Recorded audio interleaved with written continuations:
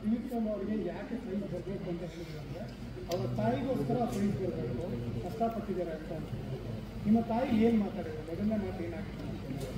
Sir ಏನಿಲ್ಲ sir, ತಂದೆ ಹೋದಾಗ ಎಲ್ಲ ಮಗದ ಮೇಲೂ ಅದೇ ಜವಾಬ್ದಾರಿಗಳು ಬರುತ್ತೆ, ನನಗೂ ಅದೇ ಜವಾಬ್ದಾರಿಗಳಿತ್ತು. ಅಂಡ್ ನಂದು ಏನೇನಿತ್ತು ಅಂತ ತಾಯಿಗೆ ಮಾತ್ರ ಗೊತ್ತಿರುತ್ತೆ. ಅಂಡ್ ನಾವು ಇರೋ ರೀತಿಗಳನ್ನ ನೋಡಿದಾಗ ಏನು ಕಷ್ಟನೇ ಇಲ್ಲ ಅಂತ ಅನ್ಸುತ್ತೆ. ಬಟ್ ಇರೋ ಬ್ಯಾಂಕ್ ಬ್ಯಾಲೆನ್ಸ್ ಎಲ್ಲ ನಾವು ತೋರಿಸ್ತಾ ಹೋದ್ರೆ ಇಲ್ಲಿ ಕುತ್ಕೊಳ್ಳೋಕೆ ಆಗಲ್ಲ.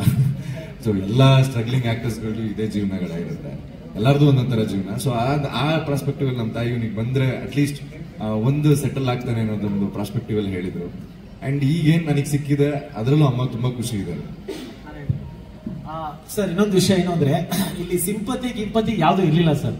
ಈಸ್ ಅ ಫೈಟರ್ ಆಯ್ತಾ. ಅವನು ಜಗಳ ಆಡ್ಕೊಂಡೆ, ಐ ಮೀನ್ ಹೋರಾಡ್ಕೊಂಡೆ ಇಡೀ ಶೋನ ನಡೆಸ್ಕೊಂಡ್ ಬಂದ. ಆತರ ಸಿಂಪತಿಯಿಂದ ಏನೋ ತಂದೆ ಇಲ್ಲ ಅಮ್ಮನ ಸಾಕ್ಬೇಕು ಸರ್, ಅವನು ಗಂಜೆ ಸರ್, ಅವ್ನಿಗೆ ಕೆಲಸ ಐತೆ, ಅವ್ನು 1000 ಸಿಗುತ್ತೆ, ಅವ್ನು ಮಾಡ್ಕೊಂತಾನೆ. ಇದ್ರಲ್ಲಿ ಸಿಂಪತಿ ಇಲ್ಲ ಯಾರನ್ನೋ ಮೆಚ್ಚಿಸ್ಬೇಕು ಆತರ ಯಾವ್ದು ಇಲ್ಲ ಇಲ್ಲಿ.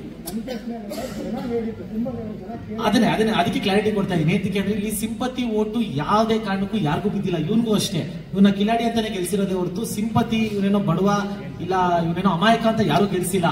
ಜನಕ್ಕೂ ಗೊತ್ತು ಇವ್ನು ಕಿಲಾಡಿ, ಇವ್ನು ಗೆಲ್ಬೇಕು ಅಂತಾನೆ ಗೆಲ್ಸಿರೋದೇ ಹೊರತು ಇವನು ನಮ್ಮ ತ್ರಿವಿಕ್ರಮ್ ಅವ್ರ ಅಮ್ಮಂದು ಏನೋ ಪ್ರಾಬ್ಲಮ್ ಅದು ಇದು ಏನು ಇಲ್ಲ. ಅವನು ಸ್ಟ್ರಗ್ಲಿಂಗ್ ಮಾಡ್ಕೊಂಡೆ ಶೋಗೆ ಬಂದ, ಚೆನ್ನಾಗಿ ಆಡ್ಕೊಂಡೆ ಬಂದ. ಫಿನಾಲಿಗೆ ಅದಕ್ಕೆ ಅವನು ಡಿಸರ್ವಿಂಗ್ ಇದ್ದಕ್ಕೆ ರನ್ನಪ್ ಆದ್ನೆ ಹೊರತು ಇದ್ರಲ್ಲಿ ಯಾವ್ದು ಸಿಂಪತಿ ಇಲ್ಲ ಏನೋ ಫೇವರಿಸಮ್ ಯಾವ್ದು ಇಲ್ಲ ಸರ್, ಯಾರ ಮೇಲೂ ಯಾರಿಗೂ ಇಲ್ಲ.